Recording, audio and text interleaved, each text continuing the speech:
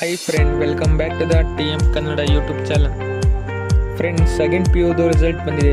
ಆ ರಿಸಲ್ಟ್ನ ಹೇಗೆ ಚೆಕ್ ಮಾಡೋದು ಮತ್ತು ಯಾವ ವೆಬ್ಸೈಟ್ ಹೋಗಿ ಚೆಕ್ ಮಾಡುವುದು ಎಂಬುದರ ಬಗ್ಗೆ ಸಂಪೂರ್ಣವಾಗಿ ಈ ವಿಡಿಯೋದಲ್ಲಿ ನಿಮಗೆ ಮಾಹಿತಿ ನೀಡಲಿದ್ದೇನೆ.